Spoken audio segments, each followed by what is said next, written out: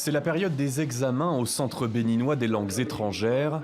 Ce jeune Nigérian passe une épreuve d'expression orale. Sa disposition sous la chaise montre qu'il était très confortable. Je viens du Nigeria. Je suis au Bénin maintenant pour apprendre le français parce que le Bénin est un pays francophone. Nous sommes ici dans la plus grande université béninoise. Pour autant, aucun béninois, tous sont nigérians issus de communautés différentes, anglo, luso, hispano et arabophones. La raison fondamentale, lorsque nous écoutons un peu nos apprenants, c'est d'abord le Bénin est un pays de paix. Je crois qu'ils le disent, surtout les Nigérians le disent, il n'y a aucune violence. L'environnement est très propice à l'étude. Il y a 3 ans, on travaillait avec 3 universités du Nigeria, mais aujourd'hui, nous sommes déjà à 6 universités.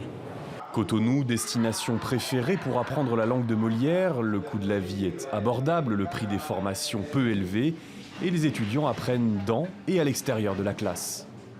Quand je vais au marché, je parle avec les dames qui vendent et j'achète, ou bien quand je vais à le supermarché, ou bien chez une amie, je peux parler bien en français. Pour ces futurs professionnels, le français est un plus. Beaucoup sont des fils de notables désireux de commercer avec une Afrique francophone devenue, à proprement parler, incontournable. Il y a aussi beaucoup d'étudiants qui veulent aller faire des études supérieures dans d'autres pays francophones et aussi en France. Donc ils viennent ici apprendre d'abord le français. Parfois c'est pour aller s'inscrire en médecine, pour aller faire autre chose alors qu'ils sont des anglophones. Donc ils sont obligés de passer par ici. Pour une formation de 3 mois, comptez 120 000 francs CFA, environ 180 €. L'étudiant prolonge l'apprentissage autant qu'il le souhaite et loge dans des chambres seules à 2, 3 ou 4 pour faciliter les échanges. Les Nigérians ne connaissent pas l'importance de la langue française maintenant, mais moi je sais que ça va beaucoup apporter à mon pays.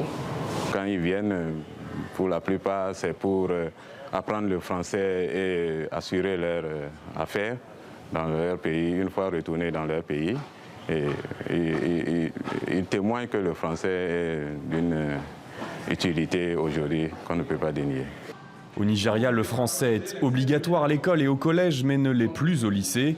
Objectif des autorités nigérianes, faire du bilinguisme anglais-français une priorité et rejoindre un jour l'Organisation internationale de la francophonie et ses 280 millions de locuteurs.